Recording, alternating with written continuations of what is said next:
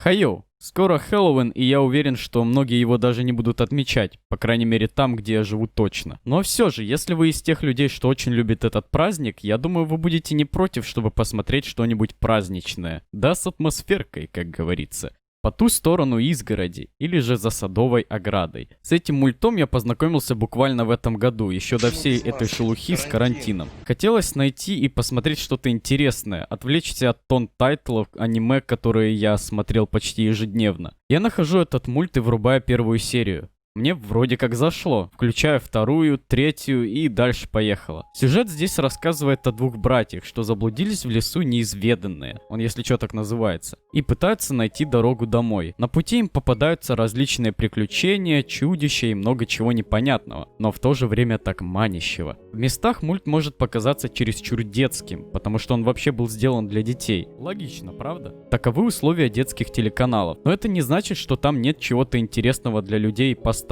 Да, сначала все кажется слишком просто и как-то расплывчато, но, уверяю, все не так просто, как кажется. Как видите, я стараюсь не спойлерить, чтобы удерживать у вас интерес.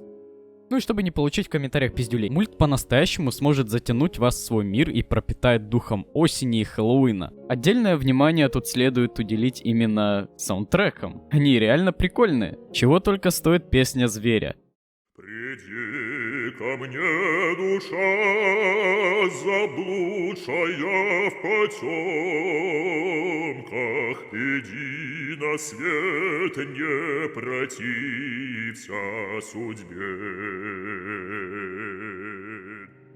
Персонажи хороши, а фаны так вообще супер. За них можно отдельный респект поставить. Неплохие сюжетные повороты и драма-фэнтези-мюзикл, экшен-комедия. И это все, прошу заметить, в 10 сериях. 11 минут каждая. Считайте, вы посмотрите почти полуторачасовой фильм. Есть где посмеяться, есть где поплакать. В общем, не заставит вас скучать. Аплодирую авторам, художникам и вообще всем, кто работал над мультсериалом. Вы реально молодцы. Если вы, конечно, меня сейчас смотрите. Или вы знакомый, может, их...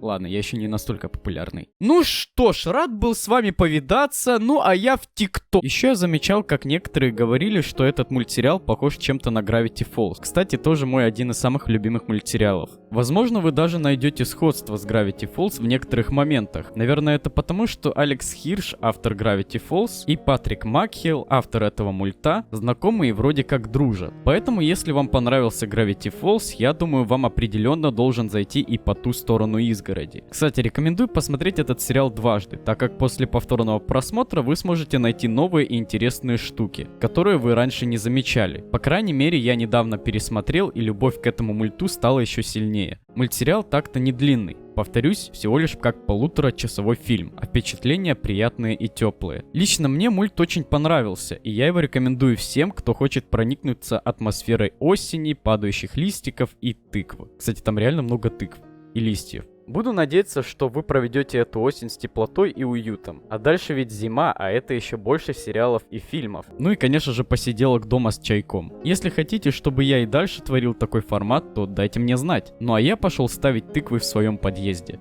Увидимся!